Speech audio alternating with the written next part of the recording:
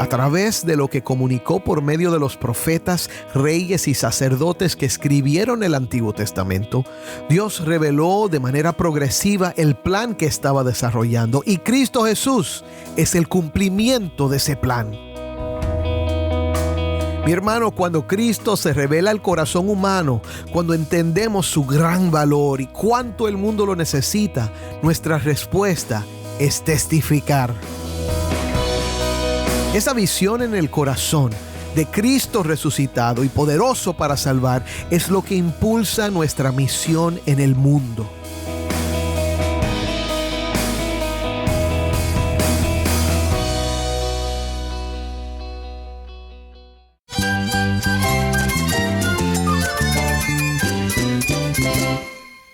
Cristo es todo para mí. Mi Salvador, mi amigo, mi guía. Cristo es mi verdad. Es nuestra guía, nuestro faro. Cristo es el Señor y Salvador. Nuestro protector, nuestro amparo, nuestra fortaleza. Es Jesús, el único que te lleva a Dios, el único camino, la verdad y la vida. No hay más ningún camino, es Jesús. Estás escuchando El Faro de Redención. Cristo desde toda la Biblia, para toda Cuba y para todo el mundo.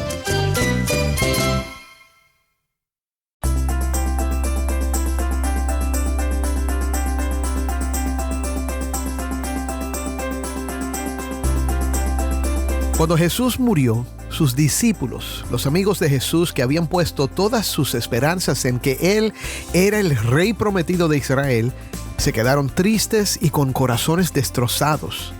Sin embargo, al tercer día, Jesús se levantó de entre los muertos y comenzó a aparecerse a ellos para secar sus lágrimas, satisfacer sus dudas, perdonar sus fracasos, restaurar sus almas y luego para enviarlos a las naciones con un propósito poderoso. Hechos 1:3 nos dice que Jesús, después de su padecimiento, se presentó vivo a sus discípulos con muchas pruebas convincentes, apareciéndoseles durante 40 días y hablándoles de lo relacionado con el reino de Dios. Hoy estamos iniciando una nueva serie titulada Los 40 días, en la que hablaremos de algunas cosas que Jesús dijo e hizo después de su resurrección, pero antes de ascender al cielo. Veremos a Jesús caminando con 2 discípulos en el camino a Emaús. También su encuentro con el apóstol Pablo, una visita con sus discípulos junto al mar de Galilea, la restauración del apóstol Pedro y por último, la gran comisión. Si tienes una Biblia, busca Lucas 24, versículo 13 y quédate conmigo para ver a Cristo en su palabra.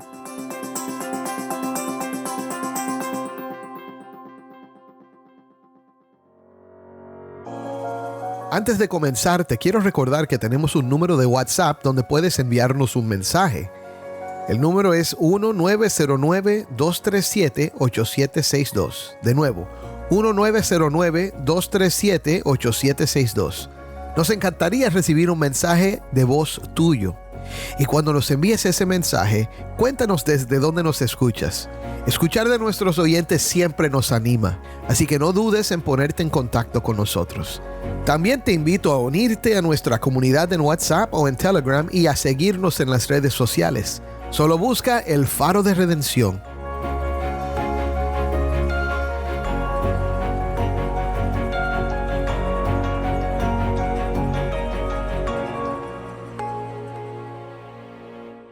Seguimos ahora con nuestra programación. Vamos primero a nuestro segmento de preguntas y respuestas. Cada lunes contestamos una pregunta que recibimos de nuestra audiencia y esta pregunta la hace Enrique, que envió su pregunta por nuestro canal de WhatsApp. Saludos a todo el equipo del Faro de Redención. Que Dios les continúe bendiciendo. Mi nombre es Enrique y me gustaría que respondieran la siguiente pregunta. ¿Por qué Pablo le dice a Timoteo, ninguno tenga en poco tu juventud? Muchas gracias. Para contestar la pregunta tenemos hoy al diácono Ernesto Sotolongo Pérez de la Iglesia Bautista Nueva Vida en Nuevo Vedado, Cuba, y el pastor Uziel Abreu Sánchez, pastor en Bauta, Cuba. Hermano, bendiciones. Pablo, en otras palabras, le quiere decir a Timoteo que no permita que nadie lo menosprecie o lo subestime por ser joven, como dicen otras traducciones como la Nueva Traducción Viviente y la Nueva Biblia de las Américas. Ahora, la otra parte que le sigue a este versículo Es muy importante porque te explica cómo Timoteo de forma práctica no iba a permitir ser subestimado o menospreciado por su juventud. Y es modelando un carácter recto, justo y piadoso delante de Dios y los demás creyentes. Mira cómo sigue el versículo. Dice así: si no, sé ejemplo de los creyentes en palabra, conducta, amor, espíritu, fe y pureza. 1 Timoteo 4:12. A Timoteo ser un ejemplo para los otros creyentes en palabra, conducta, amor, espíritu, fe y pureza, iba a ser respetado por los demás sin ser subestimado por su juventud. Una aplicación importante para los jóvenes sería: si no quieres ser subestimado por tu juventud entre otros creyentes, sé un ejemplo en palabras, conducta, amor, fe y pureza. Modelando una vida recta y piadosa, a pesar de ser jóvenes, siendo un ejemplo para otros y mostrando un carácter santo, ganamos el respeto de otros y glorificamos a Dios al vivir conforme a su voluntad. No hay edad para ser santos, vivir vidas piadosas que glorifiquen a Dios y ser ejemplos para otros creyentes en conducta, fe y palabras. El Señor le bendiga mucho, hermano. No soy un experto, pero espero les sea útil esta reflexión sobre este verso tan hermoso. Es una pregunta muy interesante esta de la frase que Pablo le envía a Timoteo de ninguno tenga en poco tu juventud. Y la respuesta de Ernesto me parece crucial y me parece que sí, que la aplicación es muy acertada. Solo acotar una cosa, y es que en lo que se refiere aquí a la juventud, no lo podemos considerar como consideramos hoy juventud en Cuba, que es un joven de 15 a 16 años y que naturalmente es inmaduro. Me parece que Timoteo no debía estar tan joven como nosotros pensamos hoy en aquellos tiempos, porque los jóvenes en aquellos tiempos se consideraban más o menos entre los 25 a 40 años de edad, referidos al liderazgo, por supuesto. Por ello aquí la juventud se debe entender también como apuntando a una aparente inmadurez para liderar. De hecho, ese es el tema central de toda la carta. Es una carta pastoral donde Pablo está completamente refiriéndose todo el tiempo a la madurez que debe tener y el carácter que debe tener el líder cristiano. Por eso es que Pablo ofrece las características que le ofrece a Timoteo, diciendo que debe ser ejemplo en todas estas cosas. En otra manera, maduro para liderar. Entonces debemos también tener en cuenta, en respuesta a esto, que la enseñanza no es solo para Timoteo, que la enseñanza es también una enseñanza y una aplicación para la iglesia, a no ejercer un juicio rápido, superficial e infravalorar a una persona. O sea, una persona que tiene el don de liderazgo o que anhela ser líder. Y en este sentido, nosotros debemos entender que la iglesia está siendo llamada a eso también, a no infravalorar a una persona por la edad o por otras cuestiones, sino poner la mira en el carácter del hermano, porque el carácter es vital para evaluar la madurez y el espíritu de una persona que anhela liderar. Así mismo, mi hermano, gracias por la enseñanza. Realmente la aplicación primaria de este texto, a la luz del contexto de toda la epístola, está más relacionada con la madurez de alguien que comienza el pastorado o anhela el pastorado, es decir, con el carácter que debe de tener un líder en la iglesia del Señor, en sus palabras, en su conducta, en el amor a los demás, en su fe y en su pureza. Gracias por estas buenas respuestas, mis hermanos. El lunes que viene contestaremos otra pregunta, así que si tienes algo que quieres saber acerca de la Biblia, la teología o la vida cristiana, puedes enviar tu pregunta por Instagram, Facebook o a nuestro canal de Telegram, y también por nuestra nueva comunidad de WhatsApp o al número 1-909-237-8762. Grábala, si puedes, para que podamos oír la pregunta en tu voz. Ahora vamos a nuestro estudio de hoy.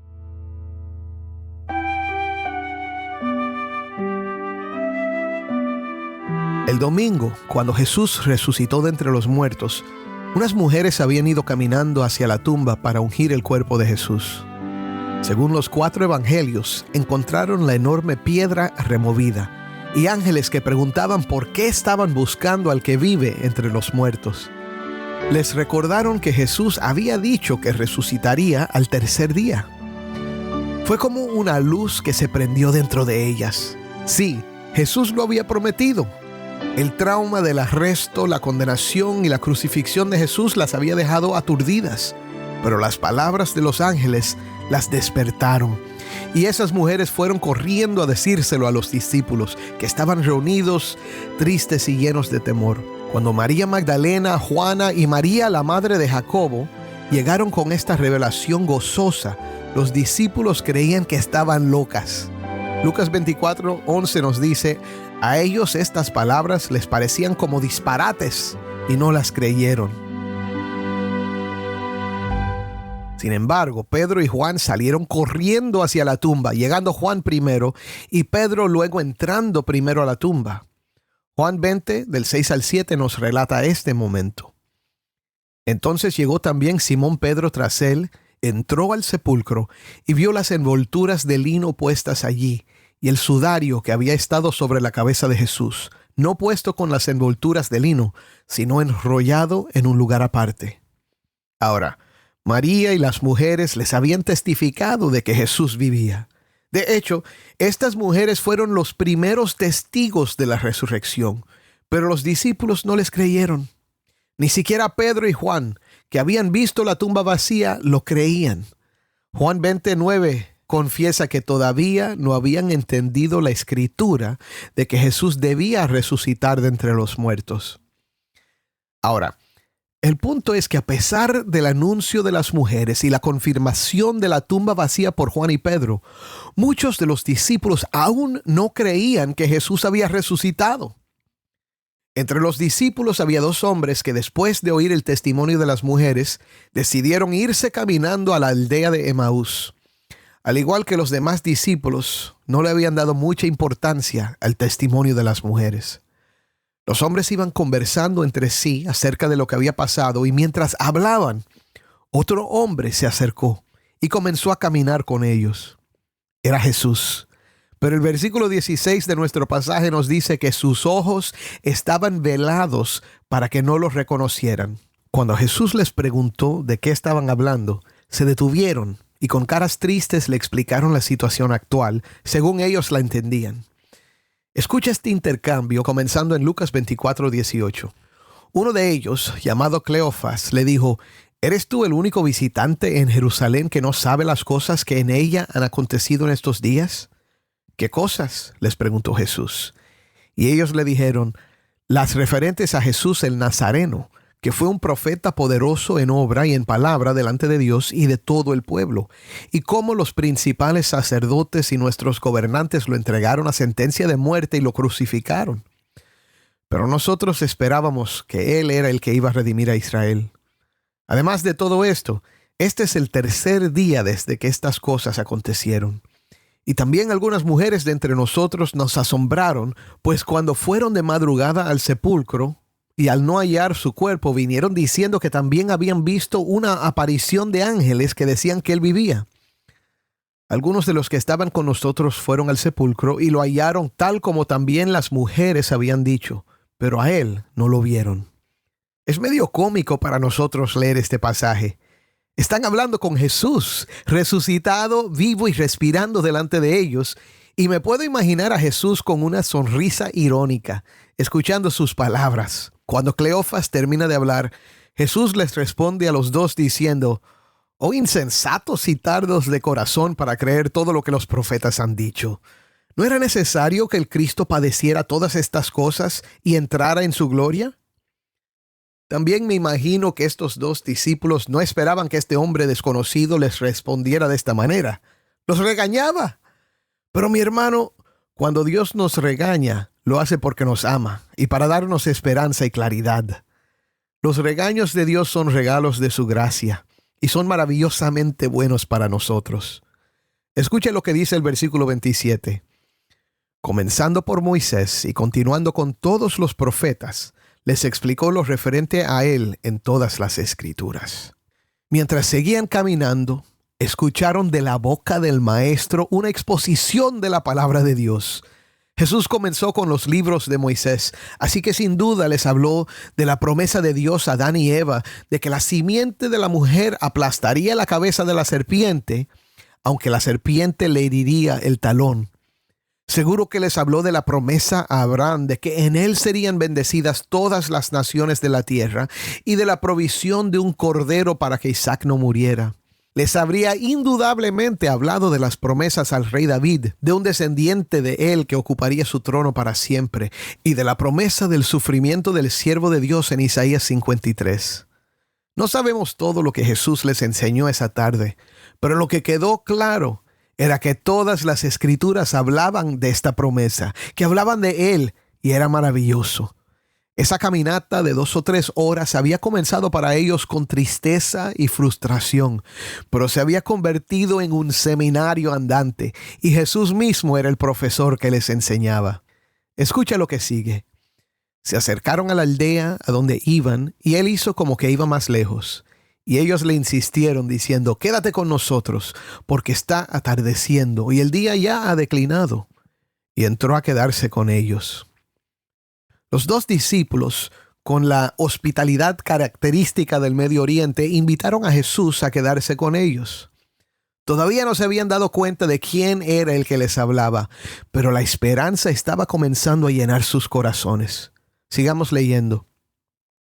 Al sentarse a la mesa con ellos, Jesús tomó pan y lo bendijo, y partiéndolo les dio. Entonces les fueron abiertos los ojos y lo reconocieron, pero él desapareció de la presencia de ellos. Oh, mi hermano, qué bendición. Todo ese tiempo venían hablando con Cristo y sus palabras estaban llenando sus corazones de esperanza, y ahora entendían por qué. Era Él. ¿No ardía nuestro corazón dentro de nosotros mientras nos hablaba en el camino, cuando nos abría las Escrituras? Tan convencidos estaban de lo que habían experimentado ese día que no se pudieron quedar sentados. Se levantaron y salieron con rapidez de regreso a Jerusalén. Dice así: levantándose en esa misma hora, regresaron a Jerusalén y hallaron reunidos a los 11 apóstoles y a los que estaban con ellos, que decían: «Es verdad que el Señor ha resucitado y se ha aparecido a Simón». Y ellos contaban sus experiencias en el camino y cómo lo habían reconocido al partir el pan. ¡Qué historia más emocionante y dramática! Hay mucho que podemos aprender de ella, pero quiero darte 4 observaciones importantes que nos muestran lo que Cristo estaría haciendo en los 40 días que le quedaban en la tierra. Primero, quiero que observes a quién es que Jesús se apareció ese día. Ya dijimos que las mujeres fueron las primeras que escucharon las buenas noticias. De hecho, después de que Pedro y Juan regresaran a confirmar a los demás que la tumba estaba vacía, María Magdalena se encontró con Jesús en el jardín donde estaba la tumba. Pero, ¿quiénes eran estos 2 discípulos? No lo sabemos. Solo sabemos que uno se llamaba Cleofas.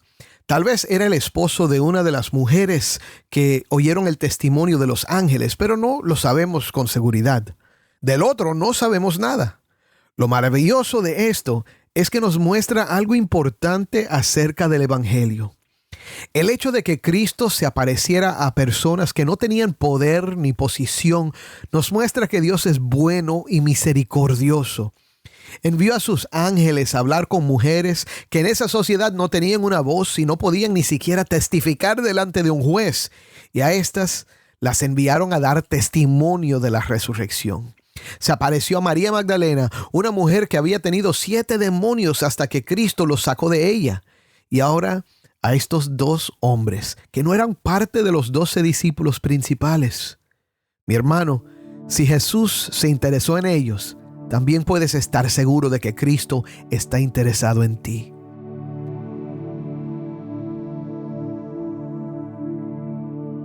Ahora, quizás creas que no eres nadie, que tu vida no tiene valor o que no mereces que Dios llegue a tu vida. Te señalo que estos hombres humildes y desconocidos, sin fama o reputación, tristes y sin esperanza, pero en el camino, cuando menos lo esperaban, Jesús los encontró. Y así es Cristo. Te encuentra en el camino, donde quiera que tú estás. Y aun cuando no lo crees y no lo reconoces, te sigue hablando. Te puedo decir con toda confianza que te está hablando incluso ahora. Segundo, fíjate en lo que Jesús usó para alcanzarlos en su desesperanza. Usó su palabra. Y no solo unos versículos clave sacados de su contexto. Dice así: Comenzando por Moisés y continuando con todos los profetas, les explicó lo referente a él en todas las escrituras. Mi hermano, Cristo es la llave que abre las escrituras. Cuando entendemos esto, la revelación de Dios en su antiguo pacto queda abierta y clara, y podemos ver cómo toda esa historia, todos esos sucesos, toda esa sabiduría y profecía es en realidad la historia de la redención en Cristo. Desde antes de que Adán y Eva cayeran, Dios tenía un plan para redimir a los seres humanos por medio de la vida, muerte y resurrección de Cristo. A través de lo que comunicó por medio de los profetas, reyes y sacerdotes que escribieron el Antiguo Testamento, Dios reveló de manera progresiva el plan que estaba desarrollando, y Cristo Jesús es el cumplimiento de ese plan. Hoy, como en ese camino a Emaús, tenemos que aprender a ver a Cristo desde toda la Biblia, porque lo que nos revela acerca de Él nos fortalece nuestra fe y nos llena de gozo y gratitud por la grandeza de su amor, su sabiduría y su misericordia. Cuando escuchamos la palabra predicada, queremos y debemos ver a Jesús en ella. Una tercera observación es que no vieron a Jesús hasta que partió el pan y se los dio. La Biblia dice que en ese momento les fueron abiertos los ojos. Escucha eso, mi hermano. Les fueron abiertos. No fue que ellos por fin los abrieron o que ellos decidieron fijarse bien en el que le estaba dando el pan. Algo sucedió en ese momento que fue externo a ellos. Acuérdate de que ellos habían recibido el testimonio de las mujeres y lo habían rechazado. Habían oído de parte de Pedro y Juan que la tumba estaba vacía, pero no habían sido convencidos por eso tampoco. Habían caminado con Jesús mismo por 2 o 3 horas durante el día y aún no creían. No fue hasta que Dios mismo abrió sus ojos que lo pudieron ver. Esta es la gracia de Dios. No todos los que escuchan el mensaje creen, mi hermano. No todos a los que se les presenta a Cristo lo reciben. Requiere un milagro. Requiere un toque del Espíritu Santo para producir esa visión espiritual que mira a Cristo como admirable, como digno de adoración y alabanza y sobre todo como poderoso y suficiente para salvar. Creo también que no es una exageración decir que ese momento también nos recuerda de la cena del Señor. Cuando Jesús dijo, esto es mi cuerpo. Los discípulos luego dijeron que lo habían reconocido al partir el pan. Esto nos recuerda de la importancia del ministerio de la iglesia. Escuchamos la predicación de la palabra de Cristo y observamos las ordenanzas o los sacramentos que Él nos dio, que son el bautismo y la cena del Señor. Tanto en la predicación como en el bautismo y la cena debemos ver a Cristo. Por último, podemos observar el efecto que tuvo en la vida de estos discípulos cuando por fin entendieron lo que Cristo les estaba diciendo. Había caminado con ellos, les había declarado las Escrituras para que lo vieran a Él en ellas y por último se reveló a ellos abriendo sus ojos para que creyeran que Cristo había resucitado. ¿Y cómo respondieron? Se levantaron y a pesar de que ya era de noche y que era peligroso hacerlo, se dirigieron hasta Jerusalén para proclamar a Cristo resucitado. Mi hermano, cuando Cristo se revela al corazón humano, cuando entendemos su gran valor y cuánto el mundo lo necesita, nuestra respuesta es testificar. Esa visión en el corazón de Cristo resucitado y poderoso para salvar es lo que impulsa nuestra misión en el mundo. Pero mi hermano, hay una última aplicación que quiero darte antes de terminar. Al igual que estos primeros discípulos, nosotros también somos, como ellos, tardos de corazón para creer. Y tenemos problemas para aceptar que la gloria viene a través del sufrimiento. Necesitamos ser enseñados por Jesús mismo, quien ahora nos instruye y nos guía a través del poder del Espíritu Santo. Quiero que sepas que si estás escuchando este mensaje hoy y no te consideras creyente, pero sientes algo en tu corazón que te está motivando a creer en Jesús y a entregarle tu vida, ese es el Espíritu Santo que te está hablando. Ahora mismo, Te has encontrado con Jesús en el camino de tu vida. Y hoy mismo te está abriendo los ojos para que veas quién Él es y lo que quiere hacer en ti. Quiere que te acerques a Él, que creas que Él murió por ti y que resucitó. Quiere perdonar tus pecados y reconciliarte con Dios por medio de la fe en Él. Es Él el que te está hablando. Es Él el que te está abriendo los ojos para ver a Cristo. Créelo. Amén.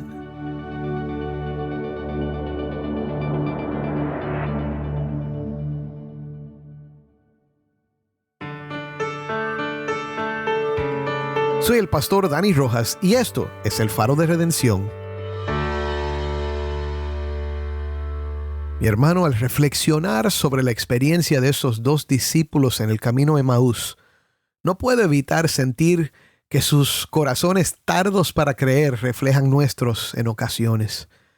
Pero así como Jesús se reveló a ellos en medio de su incredulidad, hoy nos invita a abrir nuestros corazones a su amor, a su redención. Que esta historia nos recuerde que la fe no es solo un asentimiento intelectual, sino un encuentro vivo y transformador con el Cristo resucitado. Que en medio de nuestras dudas y debilidades escuchemos la voz suave del Espíritu que nos llama a acercarnos a Él con confianza y entrega. Que podamos experimentar la misma certeza que llevó a esos discípulos de regreso a Jerusalén a proclamar con gozo: el Señor ha resucitado. Oremos. Padre, yo te doy gracias porque tú todavía nos encuentras en el camino. Señor, en medio de nuestros problemas, nuestro dolor, nuestras dudas, nuestras inquietudes, también en medio del gozo y las victorias, Señor, el éxito, en cualquier etapa de la vida, Señor, tú te puedes acercar. Y lo haces, lo estás haciendo ahora, Señor. Padre, te pido por el que ya te conoce, que hoy sienta ese llamado a acercarse más a ti, a verte más claramente en tu palabra y adorarte, Señor, y servirte y proclamar las buenas nuevas de salvación en Cristo. Y para el que todavía no ha creído, que ahora mismo ponga su fe en aquel que es admirable, aquel que es bueno, aquel que es digno de nuestra adoración y sobre todo aquel que es poderoso para salvar. Que pongan hoy su fe en Cristo. Es en su nombre que te lo pedimos. Amén.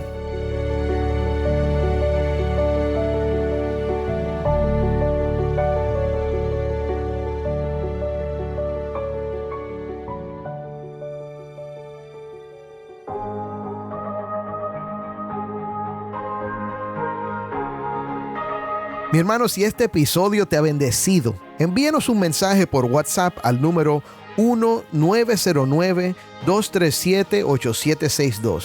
De nuevo, 1-909-237-8762. Nos encantaría recibir un mensaje de voz tuyo. Cuéntanos desde dónde nos escuchas. Escuchar de nuestros oyentes siempre nos anima, así que no dudes en ponerte en contacto con nosotros. Estamos agradecidos por tu apoyo y oramos por ti a diario. Gracias por ser parte de la comunidad de El Faro de Redención.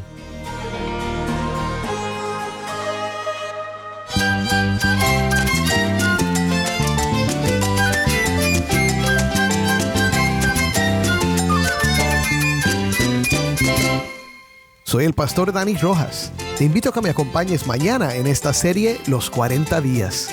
El Faro de Redención. Cristo desde toda la Biblia, para toda Cuba y para todo el mundo.